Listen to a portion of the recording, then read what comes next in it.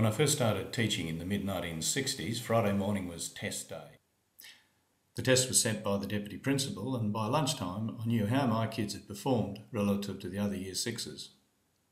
In my second year of teaching, I was taking 16-year-olds for public exams, and that gave me pretty powerful feedback on the effectiveness of my teaching. Then in the 70s, everything seemed to change. The curriculum expanded a great deal, the number of students grew, and their attention in school increased a great deal. The old testing didn't work anymore. There was a much more humanistic approach to teaching, and there was a strong leadership focus on democratic decision making. The school culture that evolved at that time has been called a loosely coupled system, where there was a high degree of independence given to teachers.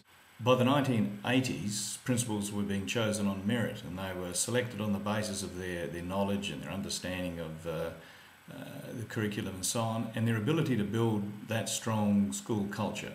Leadership was important. I was judged to be a good principal at that time, but when I was appointed and reappointed, I offered no information about student performance. I was judged on my ability to create this rich and healthy environment in which some very good teaching took place, but it was essentially a collection of private individuals who worked together under a broad set of beliefs. It was a loosely coupled system. We were strongly in favour of professional learning teams, and we saw these as the result of a good school culture where the teachers chose to collaborate and work together, and that we saw professional development and professional learning as being essentially about improving teachers' skills. In the 90s, we were alarmed by the back to basics testing in the US and Britain, which tended to narrow the curriculum and focus on that which was easy to test.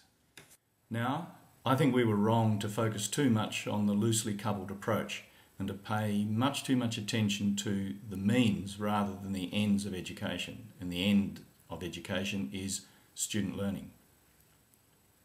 I think we were right to resist narrow testing, but we didn't do enough to put other testing in place to measure the things we really cared about. We should concentrate on learning. We should measure it, make it the focus of professional learning, and for these professional learning teams to be mandatory for all teachers, and make it the focus of all of our best efforts. It's a matter of getting things back in balance.